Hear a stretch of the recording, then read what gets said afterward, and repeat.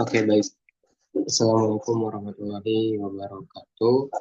Salam sejahtera untuk kita semua. Yang terhormat Bapak Ibu dosen penguji Fakultas Ekonomi Bisnis UNJ dan juga staf program studi S1 Manajemen. Perkenalkan, nama saya Muhammad Al-Fatih dari program studi S1 Manajemen. Dalam video kali ini saya akan memaparkan hasil dari penelitian saya yang sebelumnya sudah diujikan melalui seminar proposal. Oke, baik, izinkan saya untuk menjelaskan mengenai data hasil penelitian saya untuk seminar hasil. Oke, baik.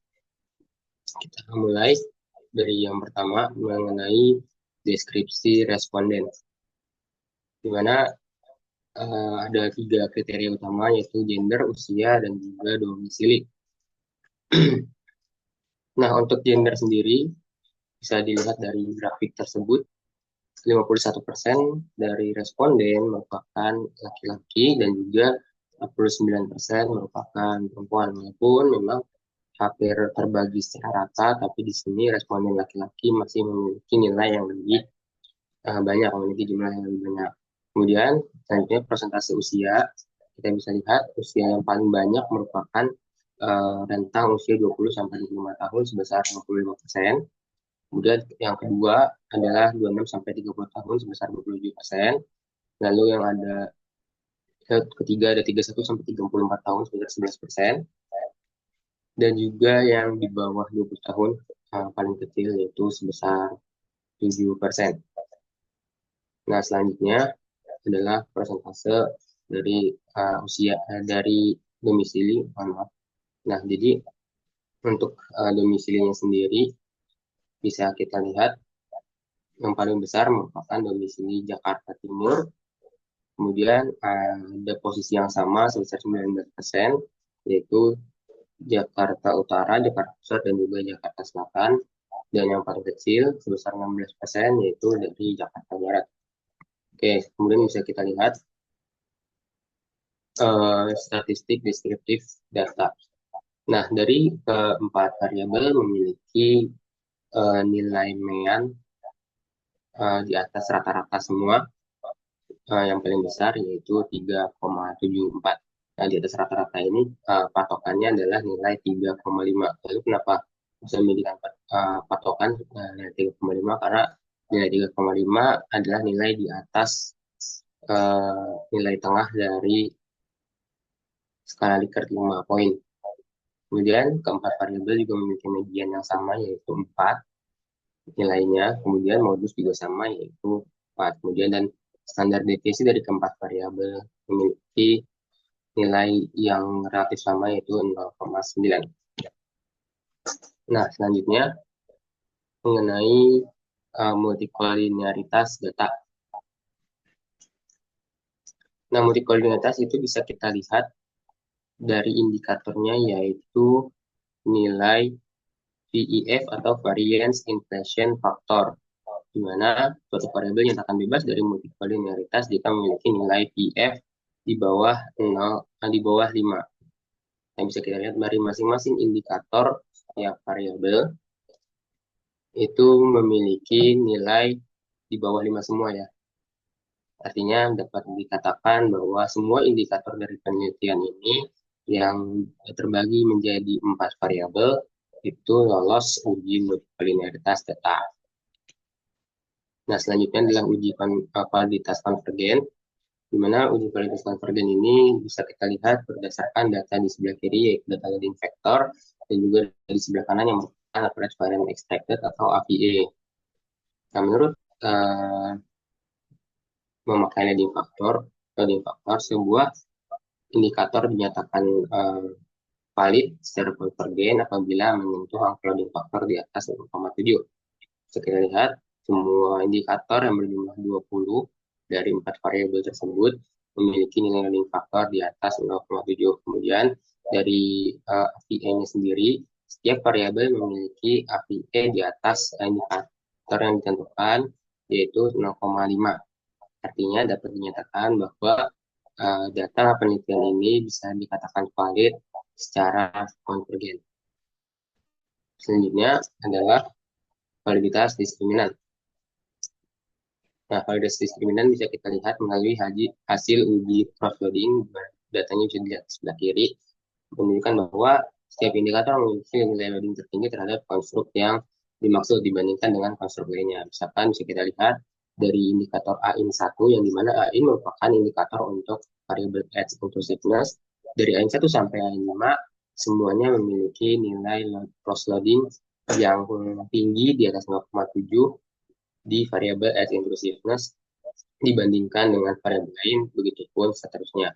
Nah, dapat diartikan bahwa data penelitian ini sudah dinyatakan lolos uji validitas diskriminan.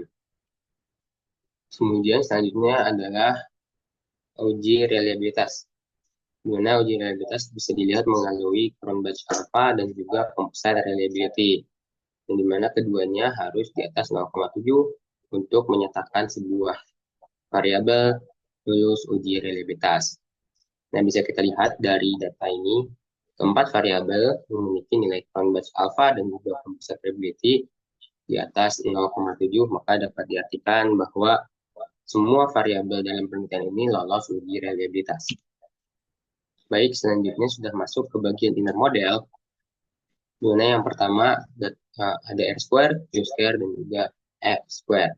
Untuk data dari Q square bisa kita lihat di tabel sebelah kiri atas. Nah, untuk Q square sendiri, semakin tinggi nilai Q square, maka semakin besar proporsi pengaruh yang dapat dijelaskan oleh variabel-variabel independen terhadap variabel dependennya. Nah, nilai R square ini juga dapat dikategorikan, yaitu bila di atas 0,75 dinyatakan kuat, lalu bila di atas 0,5 dinyatakan sedang, dan juga bila 0,25 dinyatakan rendah atau lemah.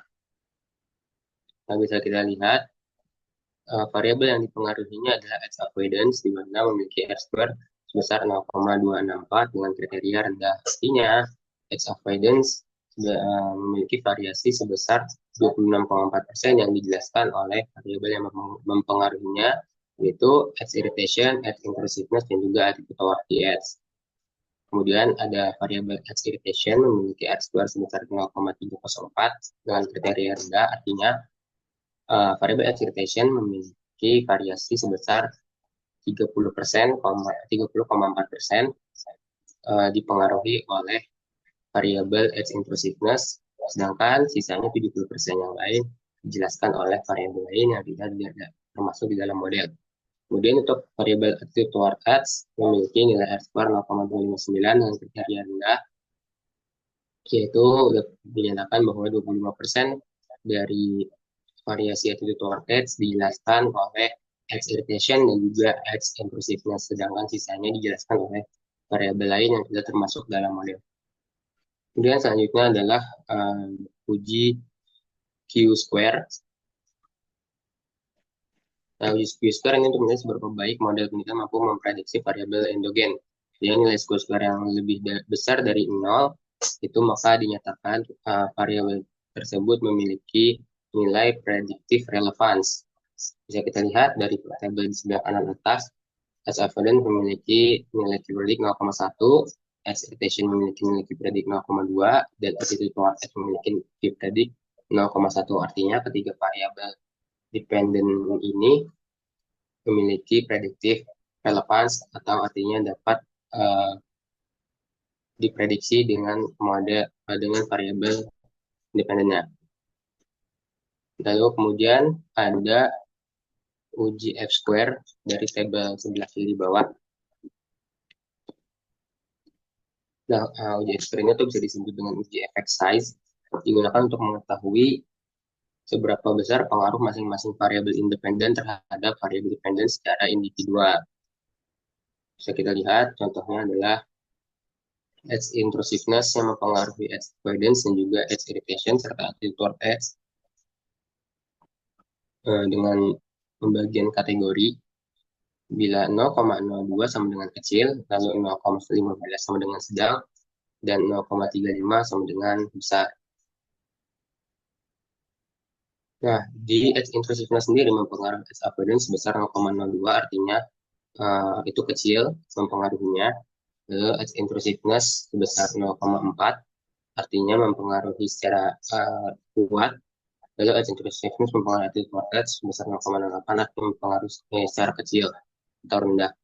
Kemudian edge irritation mempengaruhi edge avoidance sebesar 0,069 artinya mempengaruhi secara lemah. Kemudian edge irritation mempengaruhi attitude toward edge sebesar 0,07 artinya mempengaruhi secara lemah juga. Dan attitude toward edge mempengaruhi edge avoidance sebesar 0,39 artinya secara lemah.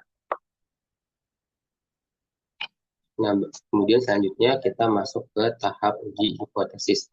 Uji hipotesisnya dibagi menjadi dua, yaitu dengan uji efek langsung dan juga uji efek tidak langsung. Kemudian uji hipotesis ini juga memperhatikan nilai dari koefisien, yaitu t-statistik dan juga p-value.